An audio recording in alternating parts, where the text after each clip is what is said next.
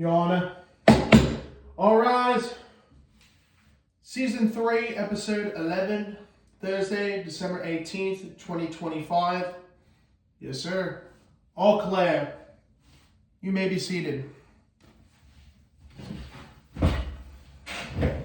Good afternoon, everyone, and thank you for once again joining me inside the Pennsylvania College Basketball Court, or the PCBC for short.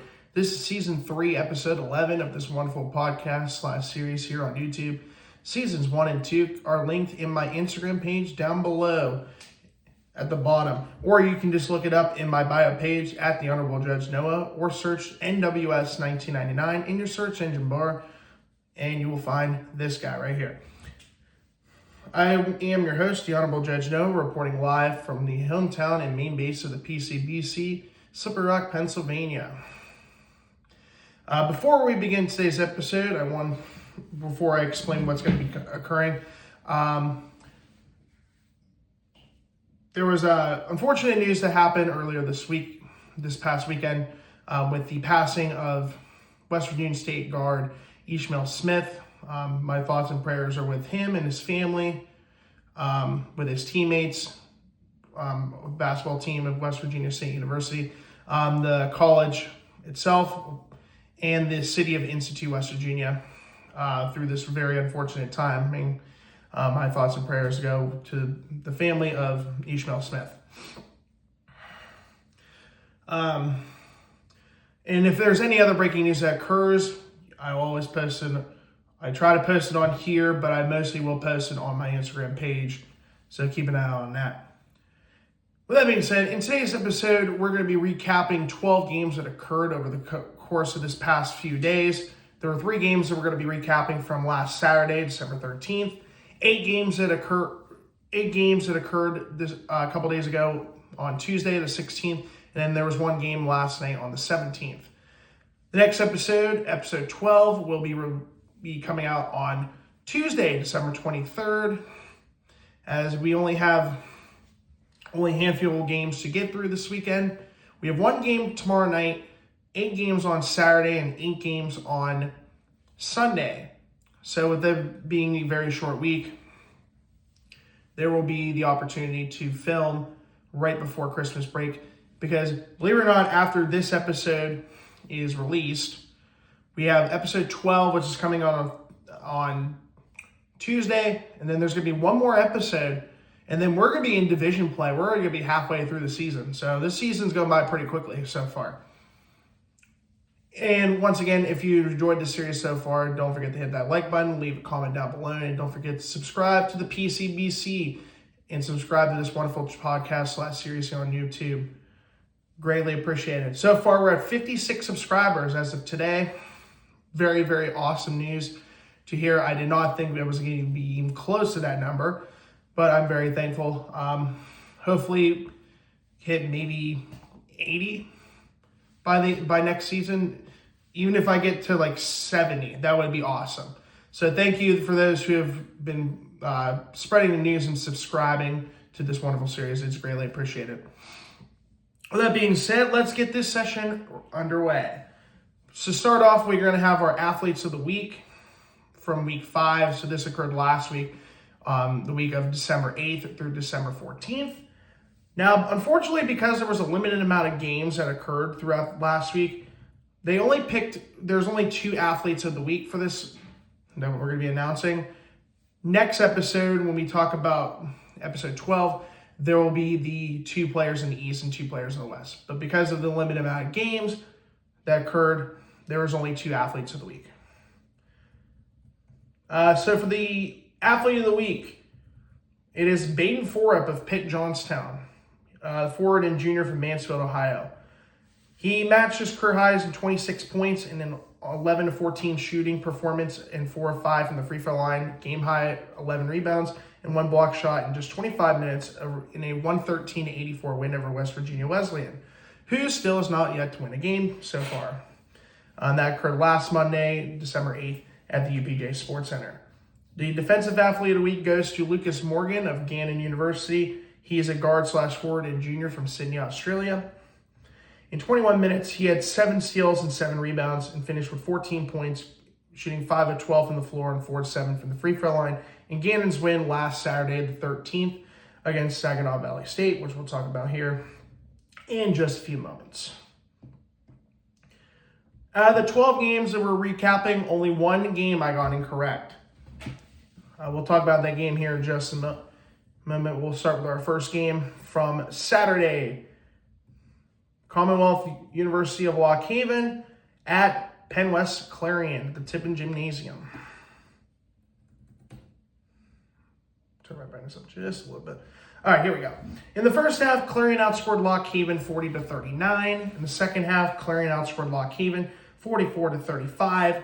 Clarion winning over Lock Haven 84-74. Clarion improves to 5-4. Lock Haven drops to 2-4 for the time being. Because Lock Haven we'll be talking about in the last game we're recapping today. And then there was a couple other games. Clarion also played on Tuesday as well. So we'll talk about their record after we get through the Saturday games. For Lock Haven, my player of the game, I'm going to go with Dylan Scott. In 36 minutes, he was 8 of 10 from the floor, 3 of 4 from three-point range, 4 of 4 from the free throw line. He recorded a double-double with 10 rebounds, 4 assists, and 3 steals for 23 points. Blake Deegan had 11 points, 7 rebounds, 4 assists in 28 minutes. Luke Kennevan had 11 points, 4 assists, and 1 block in 28 minutes. And then Devin Nelson off the bench in 18 minutes had 10 points with 3 assists and 1 steal. In the first half, Commonwealth University of Lock Haven shot 50% from the floor, 41.2% from three-point range, and 0% from the free throw line. No free throw attempts attempted. Second half, they shot 38.2% from the floor, 29.4% from three-point range, and a perfect 100% from the free throw line, going 4 out of 4. Overall, the Bald Eagles of Commonwealth University of Lock Haven shot 43.9% from the floor, 35.3% from three-point range, and a perfect 100% from the free throw line. For Penn West Clarion, my player of the game is going to be Trey Nelson. I don't think I've mentioned him as a player of the game so far this season. So good for Trey Nelson to finally be on this player of the game, on my player of the game list. Trey Nelson in 36 minutes, he was 5 of 7 from the floor, 2 of 4 from three-point range, and 4 of 4 from the free throw line. 4 rebounds, 12 assists, and 1 steal for 16 points. Off the bench, Aiden Cunningham in 22 minutes had 15 points, 6 rebounds. Kendon Peebles in 29 minutes as a starter had 14 points, 6 rebounds, 3 assists, 2 blocks, and 2 steals. Jeremy Thomas II had 12 points, 4 rebounds, 2 assists, and 2 steals in 26 minutes. And Gavin Cote, Clarion's #1 scorer, had 10 points, 5 rebounds, 2 assists, and 1 steal. In the first half, Penn West Clarion shot 47.1% from the floor, 35.3% from three-point range, and 100% from the free throw line, going 2 out of 2. Second half, they shot 50% from the floor, 54.6% from three-point range, and 100% from the free throw line, going 8 out of 8. Overall, the Golden Eagles of Penn West Clarion shot 48.4% from the floor, 42.9% from three-point range, and a perfect 10 out of 10 from the free throw line at 100%. On to the only game that I did not get correct over the course of this episode. That would be Seton Hill traveling to Shepherd at the Butcher Athletic Center. In the first half, Seton Hill outscored Shepherd 35-28.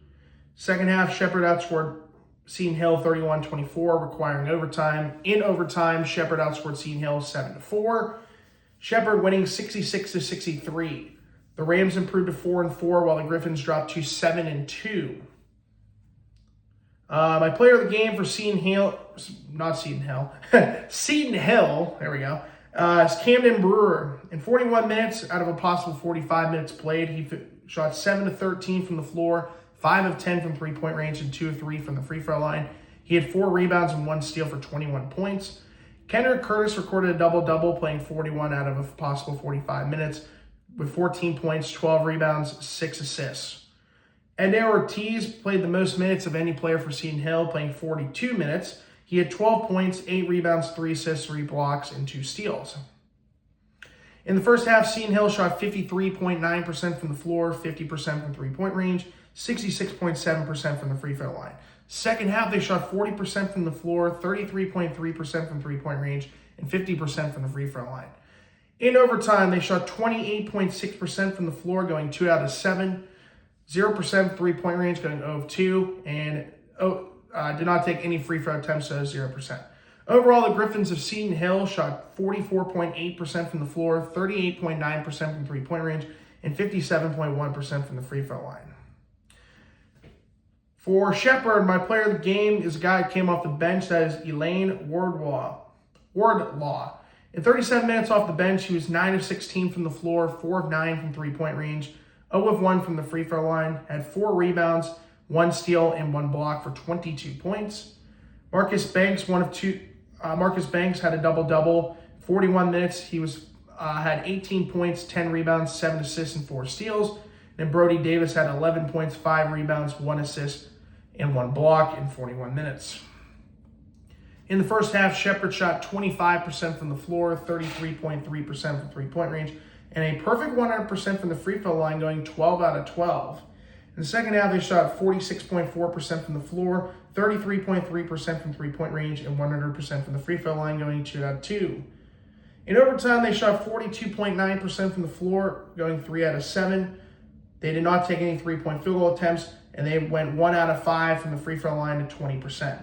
Overall, the Rams of Shepherd shot 37.3% from the floor, 33.3% from three-point range, and 78.9% from the free throw line. And the third and last game from Saturday was Saginaw Valley State versus number 15 ranked Gannon. Battle of two 6-1 squads. Come on. We're actually going to be talking about Gannon back-to-back games, so this will be interesting. Game was played at the Highmark Event Center in Erie.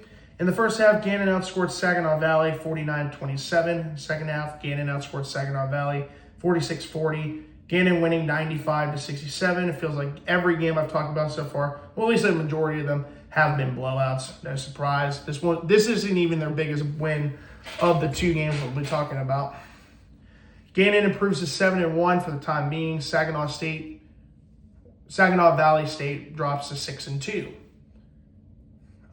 For Saginaw Valley State, my player of the game is Marquise Josephs. In 29 minutes, he was 4 of 9 from the floor, 0 of 2 from three-point range, and 5 of 5 from the free throw line. He had 3 rebounds, 2 assists, and 1 block for 13 points. And then Aiden Duran off the bench in 18 minutes, he had 12 points, 6 rebounds, and 1 steal. In the first half, Saginaw Valley State shot 45.8% from the floor, 0% from three-point range, going to 3, and 71.4% from the free throw line. Second half, they shot 45.5% from the floor, 40% from three-point range, 66.7% from the free throw line.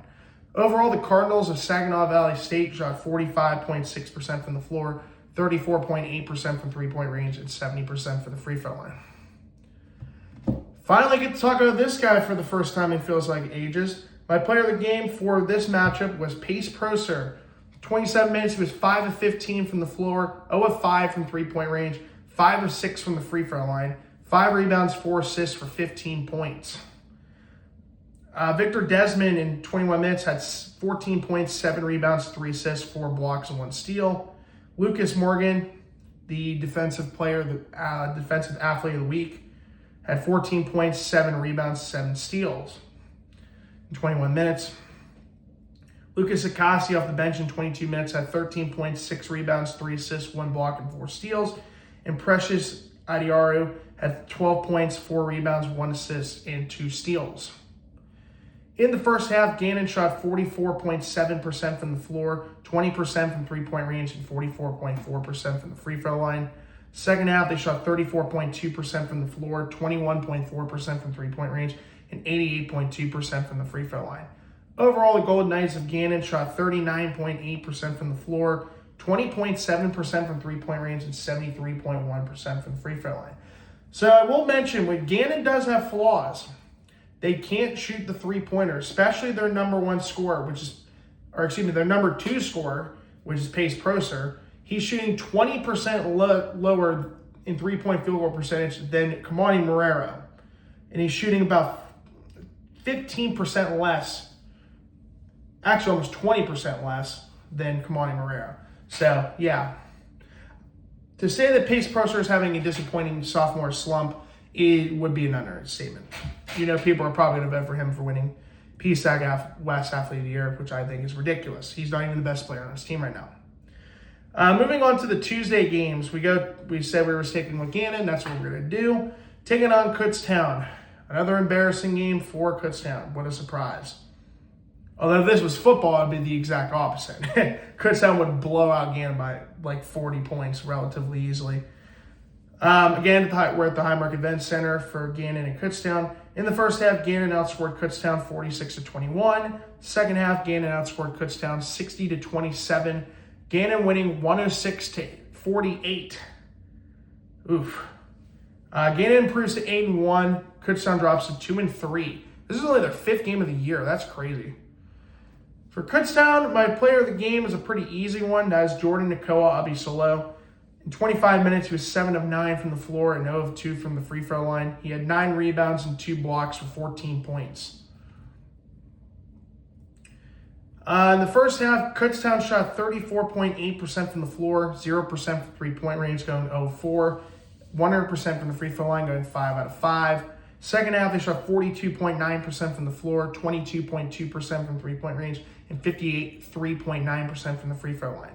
Overall, the Golden Bears of Kutztown shot 38.6% from the floor, 15.4% from three-point range, and 66.7% from the free throw line. Mind you, we'll talk about this key stat line here in a minute. Because I thought this was, if you're at Kutztown, this is embarrassing. Just straight up embarrassing. For Gannon, my player of the game, yet again, we're going to go with Pace Prosser, even though his shooting performance was not that great. In 27 minutes, he was 6 of 16 from the floor, 3 of 11 from three-point range, so he's right under 30% from three-point range this season. He's doing terrible from three-point range for a guy that was shooting 42% last season. He had 5 rebounds, 8 assists, 5 steals for 15 points. Lucas Akasi, in 19 minutes on the bench, had 11 points, 4 rebounds, 4 assists, and 1 block. Lane Sarver had 10 points, 2 assists in 18 minutes. And Mason Kemp, in 10 minutes, had 10 points, 3 rebounds, 2 assists, 2 blocks, and 1 steal. In the first half, Gannon shot 40% from the floor, 24% from three-point range, 66.7% from the free throw line. Second half, they shot 44.7% from the floor, 25% from three-point range, and 68.4% from the free throw line. Overall, the Golden Knights of Gannon shot 42.4% from the floor, 24.4% from three-point range, and 68% from the free throw line. Kutztown had as many points as they did turnovers. Gannon officially broke the NCAA record for most turnovers created in a single game. Kutztown had 48 turnovers. 48 turnovers. They had as many points as they did turnovers. That is how you lose. That is unfortunately how you lose games. And Gannon is known for that full court pressure, and IUP is going to have to be ready for it, especially if they're creating 48 turnovers in a single game. Goodness gracious. Moving on. 20 minutes south of Erie, we're heading to the Macomb Fieldhouse in Edinboro, Pennsylvania for Millersville and Penn West Edinboro. In the first half, Millersville outscored Edinboro 31-28. Second half, Millersville outscored Edinboro 54-45. Millersville winning 85-73. The Marauders improved to 6-2, and the Fighting Scots dropped to 4-4. My player of the game from Millersville is Day Waters. 35 minutes, he was 6 of 12 from the floor, 2 of 5 from three-point range, 9 of 9 from the free throw line, 2 rebounds and 1 steal for 23 points. Elazar Matthews Spratley in 30 minutes had 18 points, 2 rebounds, 5 assists.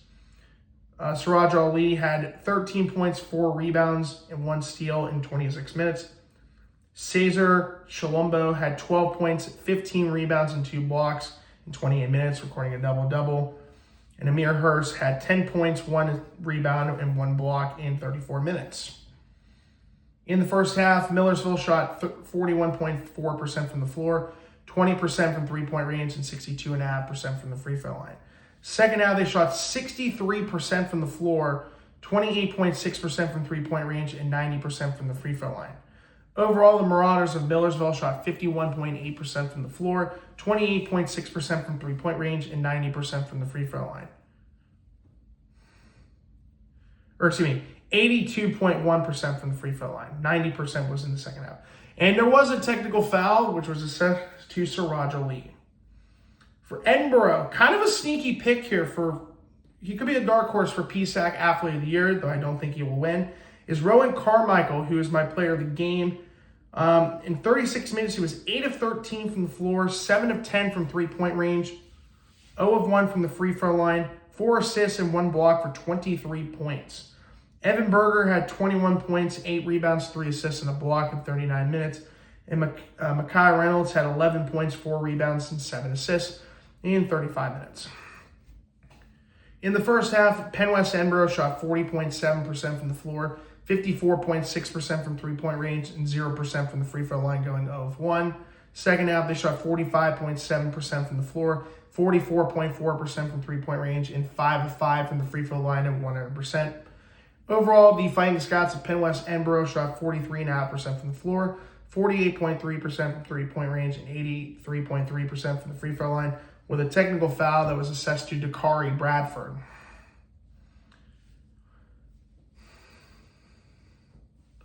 Next game.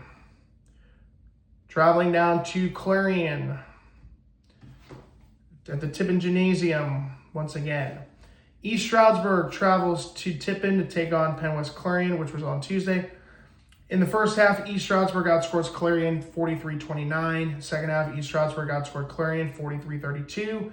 The Warriors winning 86-61 over the Golden Eagles. East Stroudsburg improves to 7-1, while Clarion is now back at 500 at 5-5. For good old East Stroudsburg, my player of the game, and I hate to say this, it's Ethan Milirons is turning into Steph Curry. We'll talk about that reason why I say that in the scouting report. In the second game, we'll be talking about in our scouting report later in this episode. He went 5 of 5 from the floor and 5 of 5 from three-point range in 18 minutes. 2 rebounds, 1 assist, and 1 steal for 15 points. Nasir Griffin in 22 minutes had 12 points, 5 rebounds, 3 assists. And Kenny Williams had 10 points, 4 rebounds, 2 assists, and 2 steals in 21 minutes off the bench. And Adrian Brito had 19 minutes off the bench. He had 10 points, 5 rebounds, 3 assists, and 1 steal. In the first half, East Stroudsburg shot 57.1% from the floor, 85.7% from three-point range, and 41.7% from the free throw line. Second half, they shot 53.3% from the floor, 50% from three-point range, and 50% from the free throw line. Overall, the Warriors of East Stroudsburg shot 55.2% from the floor, 61.9% from three-point range, and 45% from the free throw line. For Penn West Clarion, my player of this game is going to be Trey Nelson. 29 minutes, he was 9 of 15 from the floor, 5 of 6 from three-point range. He had 6 rebounds, 4 assists, and 3 steals for 23 points. Gavin Cote in 28 minutes was 3 of 11 from the floor. He had 10 points, 3 assists, and 1 block. And they had Jeremy Thomas II only playing 4 minutes in this game. Hopefully he didn't suffer an injury. That would be bad if that happened to Penn West Clarion. In the first half, Penn West Clarion shot 32.4% from the floor, 27.8% from three-point range, 33.3% from the free throw line. Second half, they shot 34.4% from the floor, 30.8% from three-point range, and 46.2% from the free throw line. Overall, the Golden Eagles of Penn West Clarion shot 33.3% from the floor, 29% from three-point range, and 42.1% from the free throw line. Also, I forgot to mention at the beginning, shout out to my New York Knicks for winning the NBA Cup. They defeated the San Antonio Spurs Tuesday night in Las Vegas, winning 124-113. It was their quote-unquote first trophy and first championship since 1973. Next game in the title of this episode is Pure Domination from IUP. And it was a fun one, let me tell you. If you were at this game, the Kowalczyk, good for you. I know my buddy and his brother were. This matchup against Mansfield was at the KCAC, or known as the Kowalczyk Convention Athletic Complex, in the beautiful town of Indiana, Pennsylvania. In the first half, IUP outscored Mansfield 54-38. In the second half, IUP outscored Mansfield 57-33. IUP winning 111-71. Now, I did some research earlier before recording this, as I was figuring when was the last time IUP scored over 100 points in a game, or at least hit the 100-point mark. You have to go all the way back to January 19th, 2022. So when this episode is being released today on December 18th, that would have been 1,429 days since IUP last put up 100 points, and that was against Seton Hill in a win over the Griffins of 100-60. So crazy, it's been a while since IUP put up 100 points. For Mansfield, my player of the game is Sterling Scott, who was the number one scorer for Mansfield going into this matchup. In 26 minutes, he was 7-14 from the floor and 0-2 from three-point range. He had three rebounds, 2 assists, and 2 steals for 14 points. Nasir Brown off the bench in 20 minutes had 13 points, 2 rebounds, 2 assists, and 1 steal. And Laquan Bird off the bench in 17 minutes had 10 points, 2 rebounds, 1 assist. In the first half, Commonwealth University of Commonwealth University of Mansfield shot 50% from the floor, 23.1% from three-point range, and 100% from the free throw line, going 3 out of 3. Second half, they shot 42.9% from the floor, 33.3% from three-point range, 60% from the free throw line. Overall, the Mountaineers of Commonwealth University of Mansfield shot 46.7% from the floor, 33.3% from three-point range, and 60% from the free throw line. Wrong one. They shot 46.7% from the floor, 27.3% from three-point range, and 69.2% from the free throw line. For IUP, my player of the game is going to go to Dallas Dillard. In 31 minutes, he was 7 of 19 from the floor, 1 of 7 from three-point range, 4 of 4 from the free throw line, 9 rebounds, 3 assists for 19 points. Dillard has been ice cold from three-point range. In his last 2 games, he's 1 of 13 from three-point range. Christian Moore in 24 minutes had 17 points and 2 assists with 1 steal. Demir Brooks, he had 13 points in 27 minutes with 7 rebounds, 2 assists, 1 block, and 2 steals. Bautista Rodriguez had his best game so far in his young collegiate career for IUP. He had 12 points, 6 rebounds, 4 assists, and 2 blocks in 25 minutes. Kamani Marrero, yesterday just celebrated his 20th birthday. Happy birthday to the one and only Kamani Marrero. He had 11 points, 5 rebounds, 2 assists, and 1 block in 32 minutes. Bench players. Ian Herring had a terrific performance, going 7 of 8 from the floor and 2 of 2 from three-point range in 16 minutes with 3 rebounds, 3 assists, and 3 steals for 16 points. Sark Fortune had a perfect shooting day, 16 minutes, going 3 of 3 from the floor, 2 of 2 from three-point range, and 2 of 2 from the free throw line. He had 3 rebounds, 2 assists, and 2 steals for 10 points.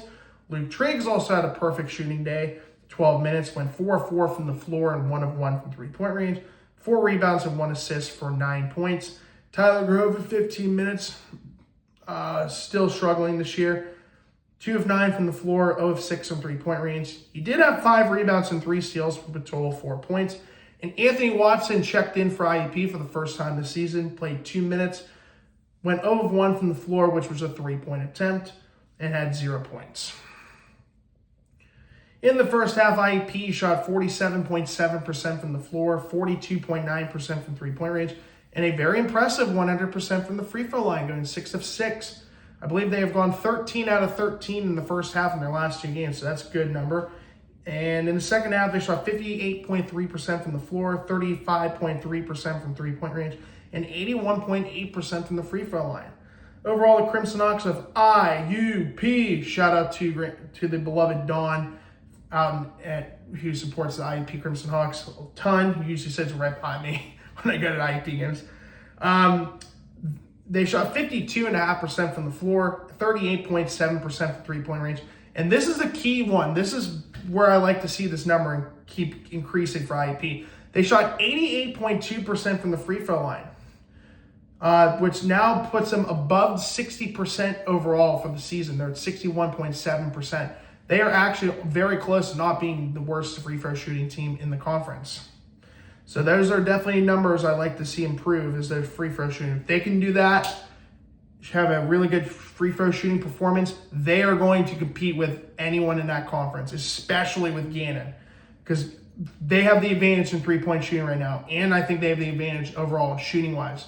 If they can get that free throw shooting figured out and keep it like they did in this matchup against Mansfield, they are going to be they're going to be very good to watch out for. They're going to be dangerous, especially since SRU is going to be on their doorstep in the next month, and they're also receiving votes along with IUP. Moving on, 55, just about an hour from IUP is the UPJ Sports Center, where we had Pitt Johnstown hosting Commonwealth University of Bloomsburg.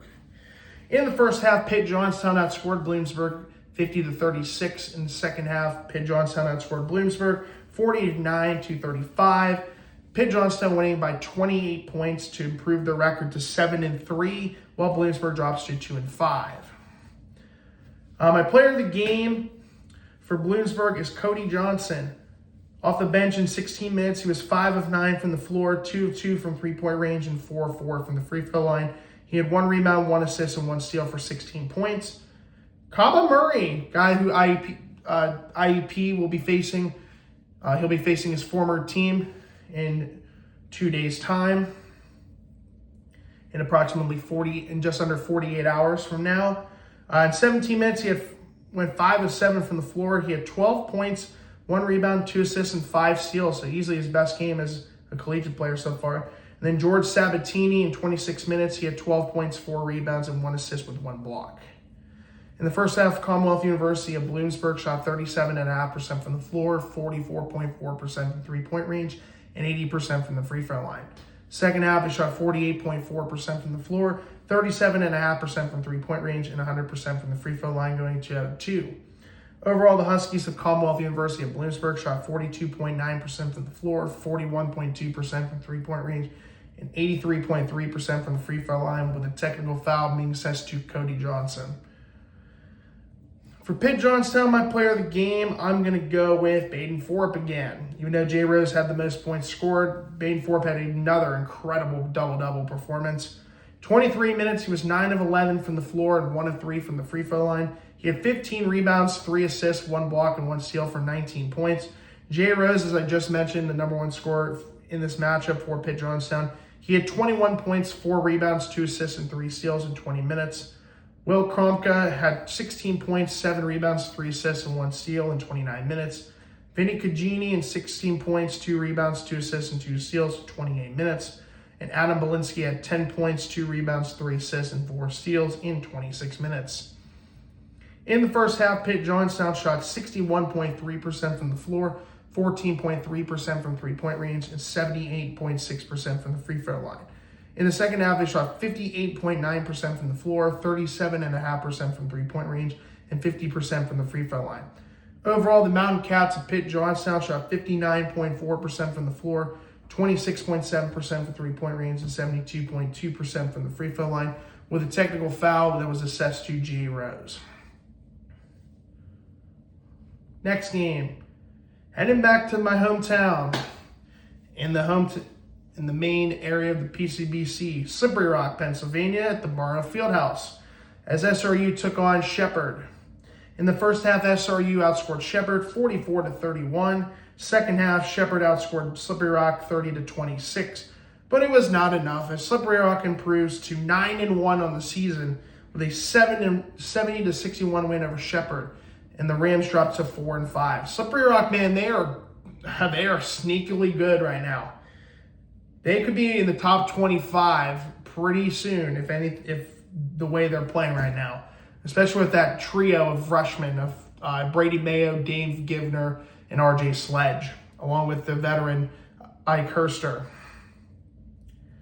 For Shepherd, my player of the game goes to Elaine Wardlaw again. In 35 minutes off the bench, he was 10 of 19 from the floor, 1 of 7 from three-point range, 2 of 3 from the free throw line. He had 3 rebounds, 3 assists for 23 points. Marcus Banks had a double-double in 35 minutes, going with 10 rebounds, 3 assists, 1 block, and 1 steal for 16 points. And Brody Davis in 35 minutes had 5 rebounds, 2 assists, 1 block, and 2 steals for 14 points. In the first half, Shepard shot 37.1% from the floor, 25% from three-point range, and 100% from the free throw line, going 2 out of 2. Second half, they shot 44.4% from the floor, 20% from three-point range, 40% from the free throw line. Overall, the Rams of Shepard shot 40.3% from the floor, 22.7% from three-point range, and 50% from the free throw line. For SRU, my player of the game goes to Ike Herster. In 30 minutes, he was 5 of 9 from the floor, 1 of 4 from three-point range, and 4 of 4 from the free throw line. A rebound, 4 assists, and 1 steal for 15 points.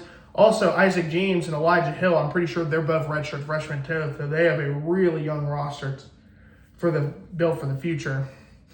Dane Givner in 30 minutes had 6 rebounds, 2 assists, and 1 steal for 14 points. Isaac James in 29 minutes had 4 rebounds for 14 points. And RJ Sledge, off the bench in 20 minutes, he had 3 rebounds, 2 assists, and 1 steal for 12 points. In the first half, Slippery Rock shot 57.1% from the floor, 50% from three-point range, and 100% from the free throw line, going 6 out of 6. Second half, they shot 37.1% from the floor, 33.3% from three-point range, and 100% from the free throw line, going 4 out of 4. Overall, the Rock of SRU shot 47.3% from the floor, 44.4% from three-point range, and 10 of 10 from the free throw line at 100%, with a technical foul that was assessed to my boy, Ike Herster. Next game. Going even more down south from Slippery Rock, about just under 2 hours away in the small Monongahela Valley town of California, Pennsylvania, the Convocation Center, as the Vulcans hosted Shippensburg. In the first half, Penn West California outscored Shippensburg 45-40. Second half, California outscored Shippensburg 50-36 as the Vulcans improved to 5-4 with a 95-76 win over the Raiders, who dropped to 5-3. For Shippensburg, my player of the game goes to Michael Dixon. In 30 minutes, he was 6 of 8 from the floor, 3 of 4 from three-point range, and 3 of 3 from the free throw line, with 6 rebounds, 4 assists, and 1 steal for 18 points. Marcus Strink in 33 minutes had 6 rebounds for 14 points. Jaden Smith in 35 minutes had 2 rebounds, 1 assist, and 1 steal for 12 points. And Sebastian Edwards in 14 minutes off the bench had 1 rebound, 1 assist, 1 block, and 2 steals for 10 points. In the first half, Shippensburg shot 41.2% from the floor, 60% from three-point range, and 100% from the free throw line, going 6 out of 6. Second half, they shot 39.4% from the floor, 27.3% from three-point range, and 58.3% from the free throw line. Overall, the Raiders of Shippensburg shot 40.3% from the floor, 42.9% from three-point range, and 72.2% from the free throw line. For Penn West California, my player of the game goes to Bryson Lucas. 31 minutes, he was 11 of 18 from the floor, 2 of 5 from three-point range, 3 of 3 from the free throw line. He had 7 rebounds, 5 assists, 1 block, and 2 steals for 27 points. Antoine Arnett, another sneaky candidate for PCAC West Athlete of the Year, had in 27 minutes, had 5 rebounds, 6 assists for 21 points. Jordan Buchanan in 36 minutes had 4 rebounds, 1 assist, 1 block, and 4 steals for 16 points.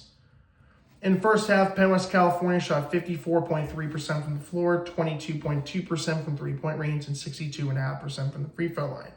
Second half, they shot 60.7% from the floor, 37.5% from three-point range, and 76.5% from the free throw line. Overall, the Vulcans of Penn West California shot 57.1% from the floor, 29.4% from three-point range, and 72% from the free throw line.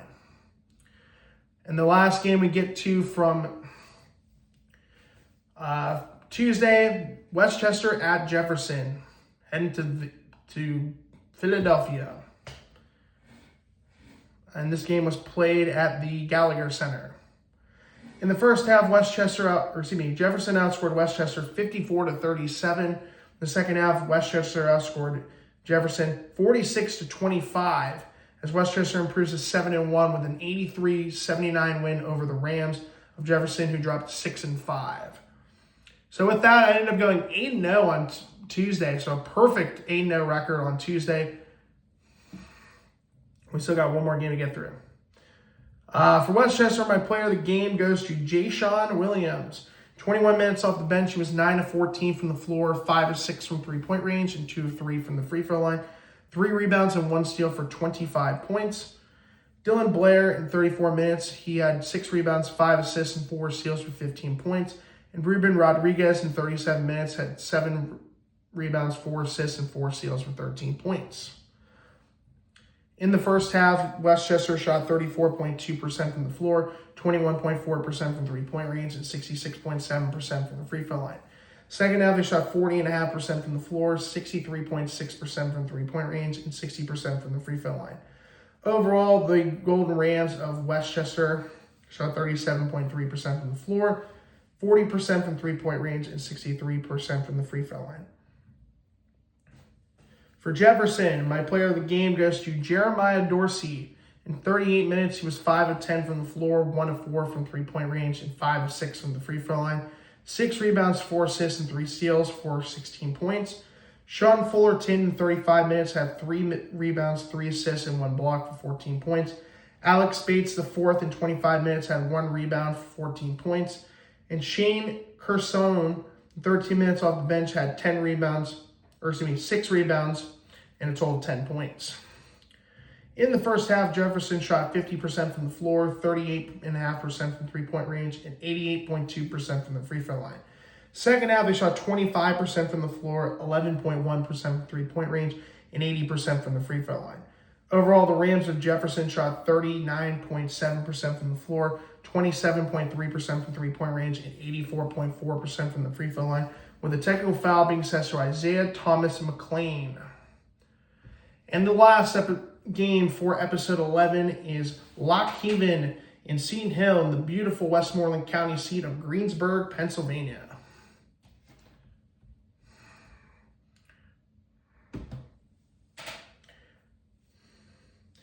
In the first half, Seton Hill outscored Lock Haven 47-27. Second half, Seton Hill outscored Lock Haven 45-31.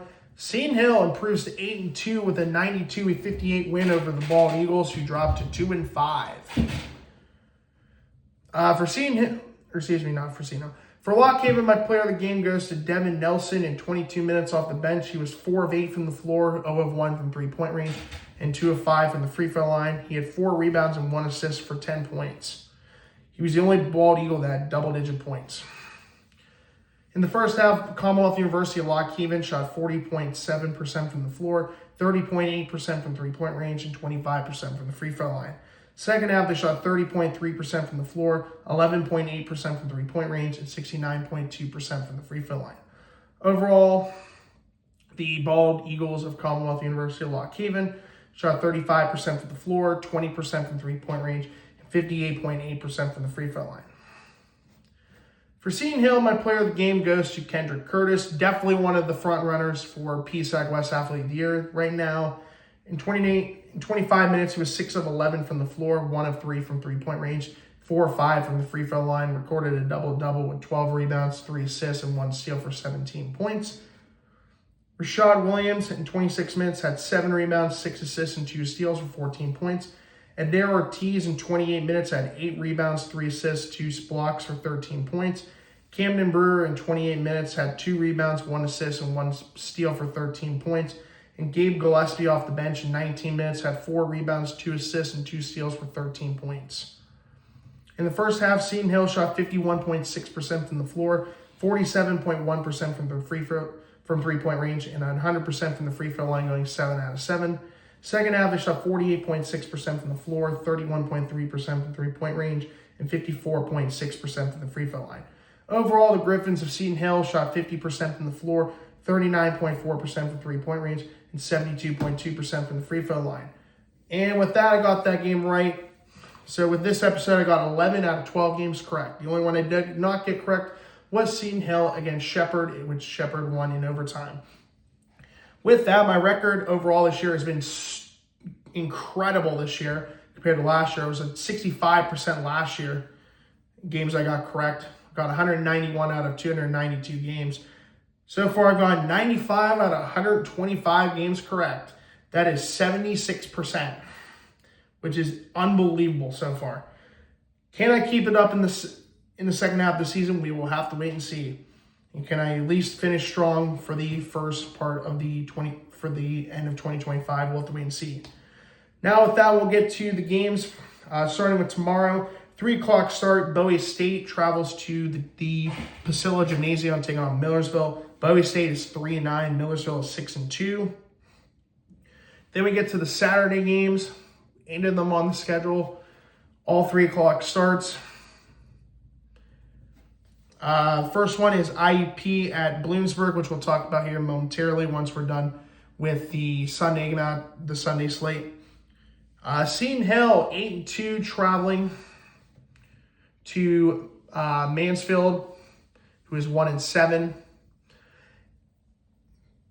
California PA, they're 5-4 traveling to the Thomas Fieldhouse, take on Lock Haven, 4-5. Penn West Clarion travels to Kutztown to the Keystone Arena. Clarion is 5-5. Kutztown is 2-3. Next game, Edinboro. Penn West Edinboro travels to the Butcher Athletic Center, Shepherdstown, West Virginia, to take on the Rams. Edinboro is 4-4. Shepherd is 4-5. Kind of a good game. Next 3 games are kind of good ones. Slippery Rock, 9-1, best record in the conference, traveling to Shippensburg. Slippery Rock is 9-1. Shippensburg's 5-3. 3 o'clock game, big one here. Gannon versus Westchester, battle of 2 heavyweights in the PCAC this year. Gannon is ranked 15th in their 8-1. Westchester is unranked 7-1. And then Pitt Johnstown traveling to the Kohler Fieldhouse. Pitt Johnstown 7-3. East Stroudsburg 7-1. Then moving on to the Sunday slate. IUP is traveling to the Kohler Fieldhouse, going 75 miles east from Bloomsburg, take on the Warriors. That'll be a good matchup. Clarion will head to Westchester. Edinboro travels to Shippensburg. Pitt Johnstown will be at Kutztown. Slippery Rock will be at Lock Haven. Gannon will be at Millersville, another good matchup. Penn West California will be at Mansfield. And then Seton Hill will travel down to Bloomsburg from Mansfield. Now let's get to the 2 scouting reports. This will be one of the rare moments. It's a 2-for-1 special with the scouting reports. So the first one we have is Bloomsburg is IUP traveling to Bloomsburg.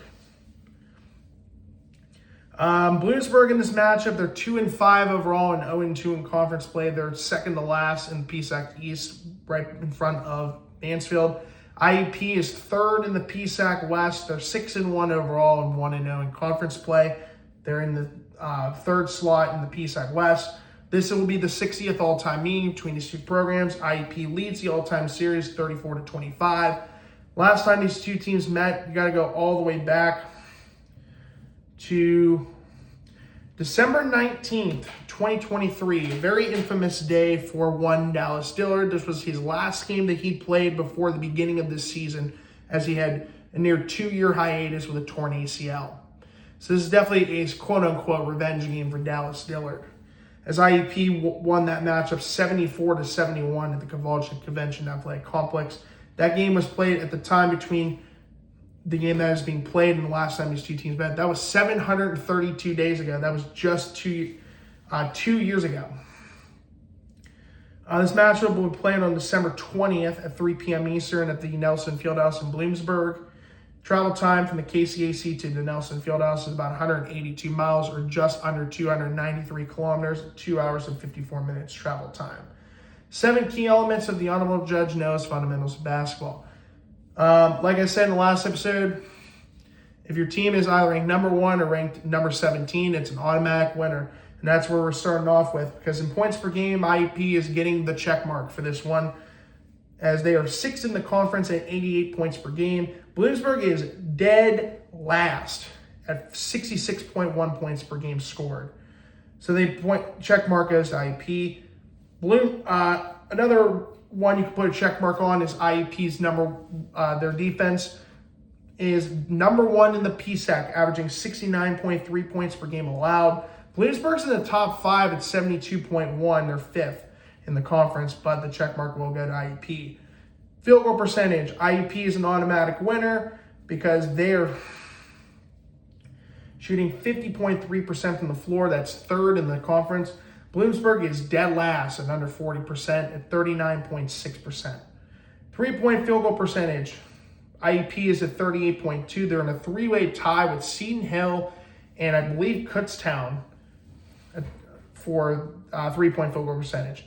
The team that's number one we'll actually be talking about here momentarily after this matchup. Bloomsburg is 7th at 34.8%. So the check mark's going to IUP. Free throw percentage, Bloomsburg is going to get the check mark because they're a non-MAC winner. IUP again is dead last in the conference. They're at 61.7%. Bloomsburg is tied for 8th in the conference in free throw percentage. I have to check with who they are tied with. Let me look. If it'll load. They are tied with Seton Hill at 70.2%. Rebounding.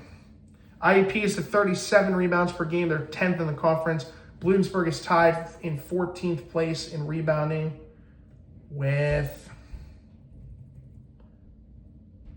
Penn West, California.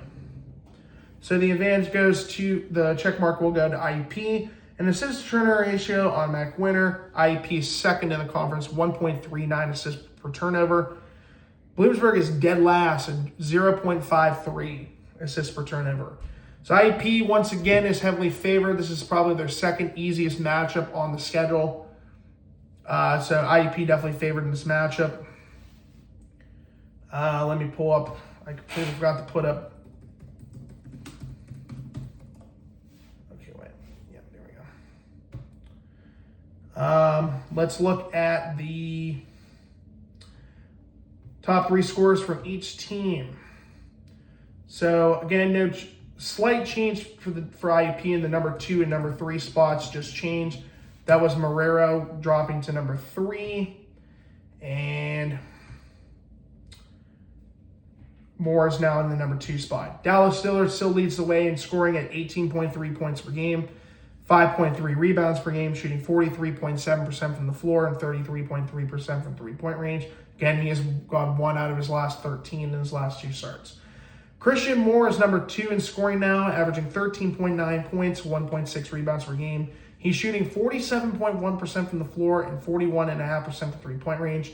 Third highest scorers, Kamani Marrero, averaging 13.7 points, 2.3 rebounds per game, shooting 49.3% from the floor and 43.8% from three-point range. For Commonwealth University of Bloomsburg, their number 1 scorer is number 4, a 6'4" guard and redshirt freshman from Selinsgrove, Pennsylvania. That would be Reese Nagao. He is averaging 10.1 points and 2.3 rebounds per game, shooting 41.8% from the floor and 35.3% from three-point range.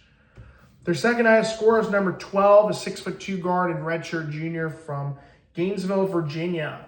That is Courtney Davis II. He's averaging 9.4 points, 1.7 rebounds a game, shooting 27.3% from the floor and 14.3% from three-point range. And then their third highest scoring player has under 7 points, and that is number 0. He's a 6'6" guard / forward and sophomore from Mountaintop, Pennsylvania. George Sabatini. He's averaging 6.9 rebounds and 6.9 points per game, shooting 36.7% from the floor and 25% from three-point range. 3 keys of the game, BLO. B, big numbers again. Why can't IUP not put up 90-plus points again? Bloomsburg's defense is good, but their offense is terrible. I mean, again, their number 1 scorer has nearly under 10 points per game. L, let's go 7-1 before facing East Stroudsburg. I think IUP definitely can win this matchup pretty easily. And then old friend facing his former teammates, Kaba Murray facing IUP. This was a matchup I had talked all the way back when Kaba Murray transferred to Bloomsburg, when the schedule officially came out in mid-August, when I was in Nassau. That I knew, I was like, well, this is the matchup I'm going to be waiting for, and now we're finally here. Kaba Murray will face his former team in the Crimson Hawks after sitting on the bench last season as a redshirt freshman. Then the second game we'll talk about, Traveling 75 miles east from Bloomsburg, they take on East Stroudsburg at the Kohler Fieldhouse. At the time of this recording, East Stroudsburg will be 7-1. They're 1-1 in conference play, 4th in the PCAC East. Again, IUP is 6-1, and they're 1-0 in conference play, 3rd in the PCAC West. This is the 30th all-time meeting between these two programs. IUP leads the all-time series 22-7.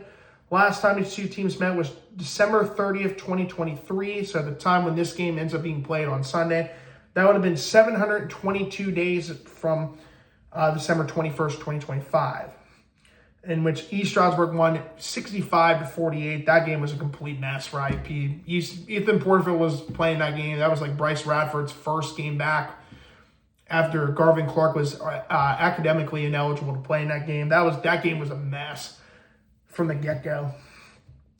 This game is played on Sunday, December 21st at 3 p.m. at the Kohler Fieldhouse in East Stroudsburg, right before crossing into the Delaware Water Gap into New Jersey, heading out on I-80 towards New York City.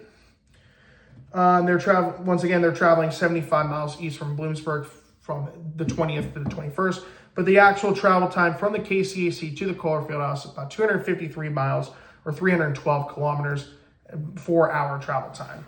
Back to the 7 key elements. Points per game. IUP is 6th at 88 points per game. East Stroudsburg is right behind Gannon and number 2 in the conference at 95.1 points per game. So the check mark is going to East Stroudsburg. Defensively, you can put a check mark on this one. Actually, of course, I forgot to put East Stroudsburg's stats on there. Unbelievable defensively. Let me take a look. We do know IUP is number 1 in defensive scoring at 69.3 points per game. East Stroudsburg is number 14. Wow, that's surprising. At 80.8 points per game. So the advantage easily goes to IUP. So that check mark is a winner. I don't even know if I need to put that, but I'm going to because, why not? Field goal percentage, pretty close. These two teams are in the top 5 in the conference. IUP is 3rd at 50.3. East Stroudsburg is at 48.9. That's 5th. So the check mark is going to IUP. 3-point field goal percentage is the key. This is going to be the key stat line here. IUP is tied 2nd again with Seton Hill and Kutztown at 38.2. East Stroudsburg's number 1 in the conference, so it's an automatic winner. 38.9%, so the check mark will go to East Stroudsburg. Free throw percentage. Welcome to the bottom 2 teams in the PCAC in free throw percentage. The check mark is going to East Stroudsburg. It's an automatic winner. IUP 17th, dead last at 61.7. East Stroudsburg 16th at 62%. Rebounding, IUP is 10th at 37 rebounds per game. East Stroudsburg's in 4th at 42.1. Check mark, East Stroudsburg. Assist to turnover ratio. IUP is 2nd in the conference in assist to turnover ratio, 1.39. East Stroudsburg is 5th at 1.20. So the check mark is going to IUP. I don't know why I didn't. I forgot to change that. So what happens? You have to do two of these. So pretty close. East Stroudsburg is favored according to the key elements. If they earned 4 out of the 7. But I think it's going to be a close matchup between these two, especially with what IUP has. Again, no changes to top 3. We're just going to leave it at that. For East Stroudsburg, their number 1 scorer is a guy that has my preseason pick for the PCAC East Athlete of the Year, and I don't think that's going to change come in episode 13 when I get through the midseason predictions. Their top scorer is number 20, a 6'6" forward and freshman from Bronx, New York. That is Adrian Brito. Brito is averaging 13.6 points, 4.9 rebounds per game. He's shooting 67.2% from the floor and 80% from three-point range, going 4 out of 5. Number 11, this is the guy that IUP, without question, has to keep an eye on at all costs. He's a 6'1" guard and senior from Reiner, Virginia. That is Ethan Millirons.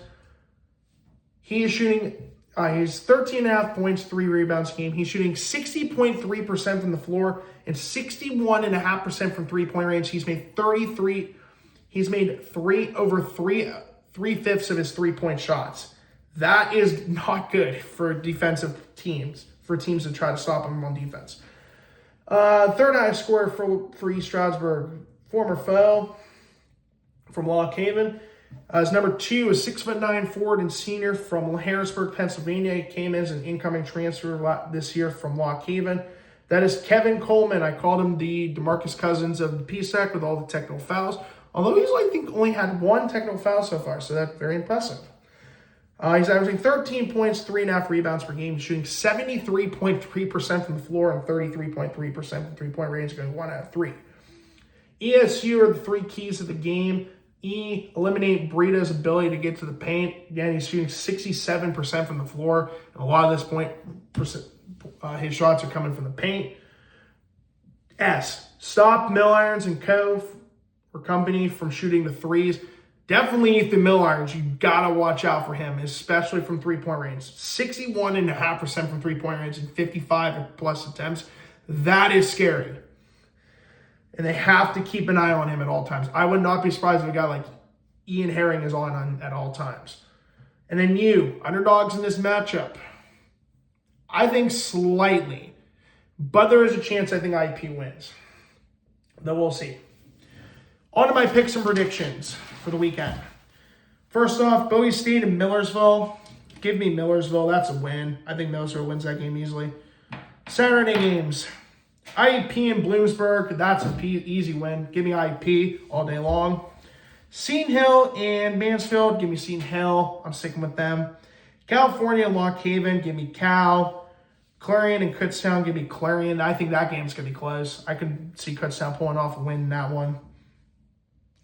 Edinboro and Shepherd, give me Shepherd. Slippery Rock and Shippensburg, sticking with my alma mater for now. Slippery Rock wins that game.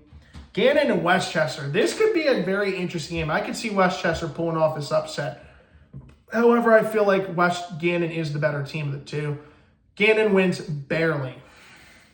Although they have some pretty big wins, so I wouldn't be surprised if it ends up being a blowout. But I think it will be a close game. Pitt Johnstown and East Stroudsburg. Give me East Stroudsburg. I think Pitt Johnstown will make this a very close matchup. Especially, Seton Hill beating them not that long ago. On to the Sunday games. IUP and East Stroudsburg. This is a game I really was close to not picking IUP because I just think East Stroudsburg has the home advantage in this matchup right now. But I'm going to pick IUP. I feel confident, especially with that performance the other day on Tuesday. IUP is a very good team, and that one game they lost, they honestly shouldn't have lost. They were a couple missed plays away from starting the season 8-0. Clarion and Westchester, I'm going to go with Westchester. Edinboro and Shippensburg, give me Shippensburg. And then the final 5 games, I'm picking the road team. Pitt Johnstown and Kutztown, that's Pitt Johnstown. Slippery Rock over Lock Haven. Gannon over Millersville, close matchup there. California at Mansfield, give me Cal, and then Seton Hill over Bloomsburg and picking Seton Hill. With that being said, that is going to conclude episode 11 of PCBC for season 3. I will see you guys on Tuesday for season 3, episode 12. The last episode for season 3 for the year 2025. So until then, I'm your host, the Honorable Judge Noah, saying so long and have a great rest of your night. Reporting live from Slippery Rock, Pennsylvania. See you guys on Tuesday.